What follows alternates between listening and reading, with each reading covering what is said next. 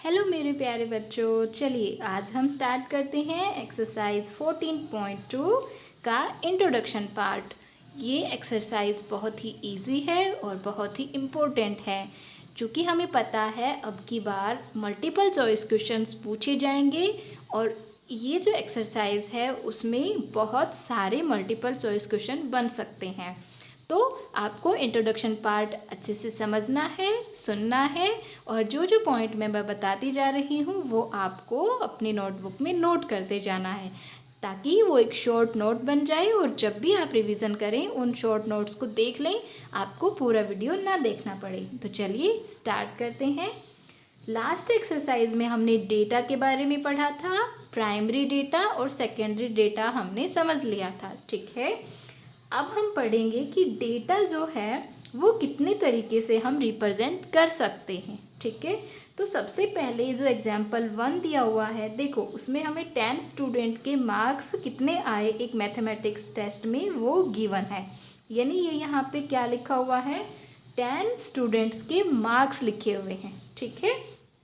देखिए ये जो डेटा है इसको हम रो डेटा कहते हैं। रो डेटा का मीनिंग हो गया कि उस डेटा में ज़्यादा हमने यहाँ पे क्या नहीं कर रखा, टेबल नहीं बना रखी हमने, उसको ग्रुप्ड नहीं कर रखा, यानी सिंपल सा हमें नंबर्स गिवन है बस, ठीक है। उसके बाद में हमने और कुछ उसके साथ, यानी रॉ का मतलब कच्चा, यानी उसको पकाया नहीं है हमने, जैसा हमें किसी ने बताया वैसा ही हमने उसको रिप्रेजेंट कर दिया, ठीक है। अब देखिए क्वेश्चन इसमें पहले तो इसको हम रो डेटा कहते हैं। फिर आगे एक और पॉइंट यहाँ पे पुटअप किया है कि can you find the highest and the lowest marks. अगर हमें इसमें से हाईएस्ट और लोवेस्ट मार्क्स फाइंड करने हैं तो आपको इसको सारे ही पॉइंट्स को हमें देखना पड़ेगा। तो यहाँ पे क्या हो रहा है, ज़्यादा टाइम कंज्यूम हो रहा है। तो अगर हमें लेस टाइम कंज्यूम करके हमें फाइंड करना है तो हमें क्या करना चाहिए कि जो स्कोर गिवन है उसको हम असेंडिंग और डिसेंडिंग ऑर्डर में अरेंज करेंगे, ठीक है। तो नेक्स्ट स्टेप क्या थी, हमने इसको असेंडिंग ऑर्डर में रिप्रेजेंट कर दिया, अरेंज कर दिया। अब देखिए अब आप इजीली बता सकते हैं कि हाईएस्ट और जो लोवेस्ट मार्क्स हैं वो कितने हैं। सो लोवेस्ट मार्क्स हो गए 25 और हाईएस्ट हो गए 95। फिर आगे क्या किया, the difference of the highest and the lowest values in the data is called the range of the data. First point जो कि आपको नोट करना है वो यही है कि डेटा की रेंज किसे कहते हैं, what is the range of the data. So आपको लिखना है the difference of the highest and the lowest values in the data is called the range of the data. यानी आपको क्या करना है, हाईएस्ट और जो लोवेस्ट है उनको सब्ट्रैक्ट कर देना है, तो जो आंसर होगा वो क्या होगा, वो रेंज ऑफ द डेटा होगा, ठीक है। फिर सेकंड, फर्स्ट एग्जाम्पल में हमने रो डेटा पढ़ लिया, यानी हमें डेटा सिंपल सा हमें डेटा गिवन था, हमने उसके साथ और कुछ भी नहीं किया। सेकंड जो है हमारा, जो हमें डेटा रिप्रेजेंट था, ठीक है, बहुत सारे नंबर थे, है ना। अब इतने सारे नंबर्स को सबसे पहले अगर हम असेंडिंग ऑर्डर में अगर लिखें, अरेंज करें तो कितना टाइम कंज्यूम होगा, ठीक है। तो अब की बार हमने डेटा के साथ क्या किया, हमने एक टेबल के फॉर्म में उनको अरेंज कर दिया, ठीक है। और टेबल के फॉर्म में कैसे लिखा, जैसे हमने मार्क्स तो वही लिखे हैं, है ना। देखिए मार्क्स हमने वही लिखे हैं जो कि इसमें गिवन थे, लेकिन हमने सारे नहीं लिखे। हमने देखा कि 10 है, 20 है, 36 है, 92, 95, 40, लेकिन इनको भी हमने क्या किया, असेंडिंग ऑर्डर में लिखना ही स्टार्ट किया। जैसे 10, फिर हमने 10 से बड़ा नंबर देखा जो कि 20 था, फिर 20 से बड़ा नंबर 36 था, 36 से बड़ा नंबर क्या था, 40 था। तो एक बार जब हम टेबल बनाएंगे तो हमें थोड़ा टाइम लगेगा, लेकिन उसके बाद अगर हम आंसर करेंगे, उसको अरेंज करेंगे तो वो ब्यूटीफुल लगेगा, इजी टू हैंडल लगेगा and easy to give the answer of questions लगेगा, ठीक है। तो इस तरीके से हमने, तो एक नया वर्ड आया है हमारे पास यहाँ पे, फ्रीक्वेंसी। फ्रीक्वेंसी का मतलब है कि कोई नंबर, एक नंबर आपको डेटा में कितने टाइम्स दिया हुआ है, ठीक है, कितने टाइम्स वो रिपीट हो रहा है, उसी को हम क्या कहते हैं, फ्रीक्वेंसी कहते हैं। जैसे आप देखो कि यहाँ पे जो 36 है वो 3 टाइम्स आया है, यहाँ पे 36 है, यहाँ पे भी और यहाँ पे भी है, दैट मीन इसकी फ्रीक्वेंसी कितनी होगी, 3 हो गई। तो इस तरीके से हमने क्या लिखा, मार्क्स लिखे एंड नंबर ऑफ स्टूडेंट लिखा, और नंबर ऑफ स्टूडेंट यानी 10 मार्क्स कितने स्टूडेंट्स के आए हैं तो उसको हम क्या कहेंगे, फ्रीक्वेंसी कहेंगे। यानी एक नंबर कितने टाइम्स रिपीट होता है डेटा में, उसको हम क्या कहते हैं, फ्रीक्वेंसी कहते हैं। ठीक है, तो इस तरीके से हमने क्या बना दी, टेबल बना दी। तो इसको क्या कहेंगे, ए फ्रीक्वेंसी डिस्ट्रीब्यूशन टेबल। यानी डेटा को हमने, रो डेटा को हमने क्या किया, टेबल की फॉर्म में अरेंज कर दिया। और एक नया वर्ड आया है फ्रीक्वेंसी, तो इसको हम क्या बोलेंगे, फ्रीक्वेंसी डिस्ट्रीब्यूशन टेबल। और इसका सेकंड नेम है an ungrouped frequency distribution table. यानी हमने यहाँ पे ग्रुप नहीं बनाए हैं, आगे ग्रुप भी हम पढ़ेंगे। ठीक है, तो इसको हम अनग्रुप्ड कहते हैं। नेक्स्ट, अब हमारे पास जो डेटा आया वो इससे भी ज़्यादा था। ठीक है, यानी बहुत सारे डेटा थे, बहुत सारे हमारे पास नंबर्स थे यहाँ पे। तो अगर मैं देखूँ 95 कितने टाइम्स है, या फिर सबसे पहले मैं ये देखूँ कि भाई सबसे छोटा नंबर कौन सा है, उससे बड़ा कौन सा है, तो सोचिए कितना सारा टाइम लगेगा। तो आप सोचिए कि डेटा को डिस्ट्रीब्यूट करना, उसको रिप्रेजेंट करना अच्छे से, वो बहुत ही ज़्यादा इम्पोर्टेंट है। तो अगर हमारे पास अब जो डेटा आया है वो बहुत ज़्यादा नंबर्स में आया है, तब हम क्या करते हैं, ग्रुप में डिवाइड कर दें उस डेटा को, जैसे कि हमने इस एग्जाम्पल में किया है। तो हमने क्या किया, हमने यहाँ पे देखा कि जो नंबर हैं, स्टार्टिंग देख लो, यहाँ पे जो नंबर थे वो 20 से स्टार्ट हो रहे हैं। ठीक है, तो हमने ग्रुप बना दिया 20 to 29। यानी इस जो ग्रुप में हम ऐसे नंबर्स लेंगे जो कि 20 to 29 के बिटवीन है। यानी 20 इंक्लूड हो गया, 29 भी इंक्लूड हो गया, 28, 27, 26 इस तरीके से वो इंक्लूड हो गया।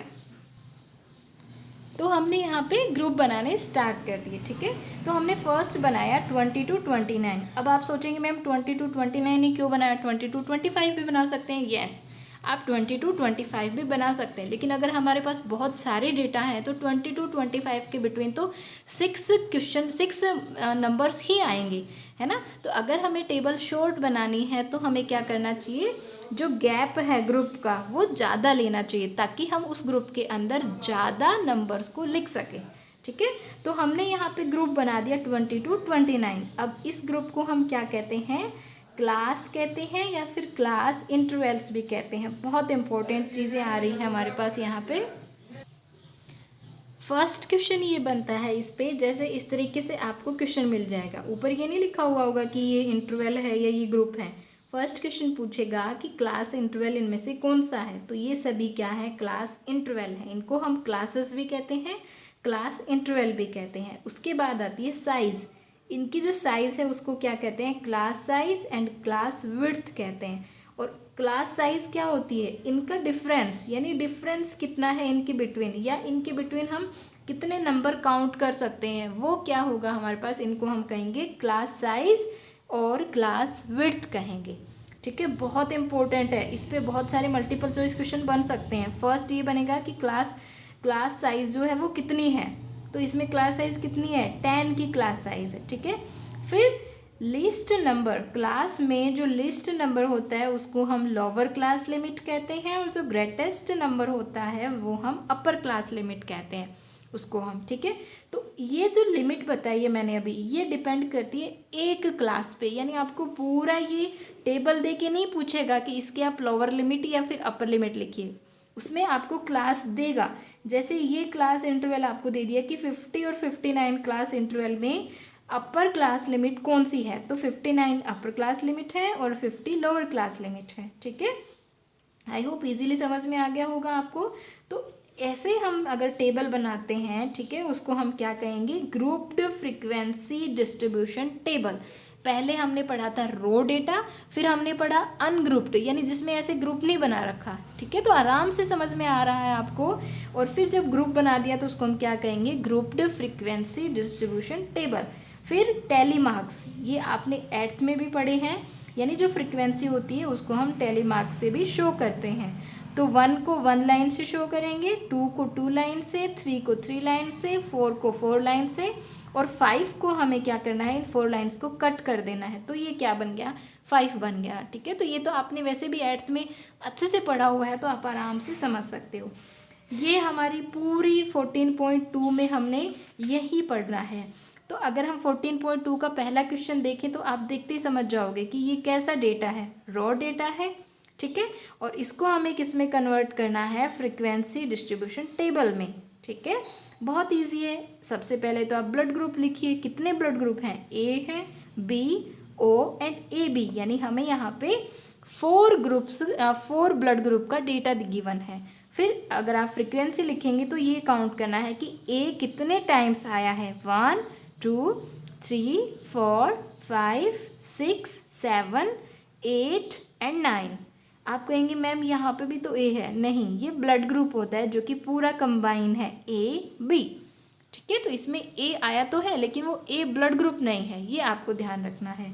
तो नेक्स्ट हम वीडियो में 14.2 के क्वेश्चंस करेंगे। ये आपको वीडियो अच्छे से देखना है और हाँ, इसके नोट्स भी बनाने हैं, क्योंकि जैसा कि मैंने कहा यहाँ से बहुत सारे मल्टीपल चॉइस क्वेश्चन बन सकते हैं। इसीलिए आप वीडियो को देखते हुए साथ साथ में पॉइंट्स को नोट करते रहें। And always be happy, be positive. Thanks for watching.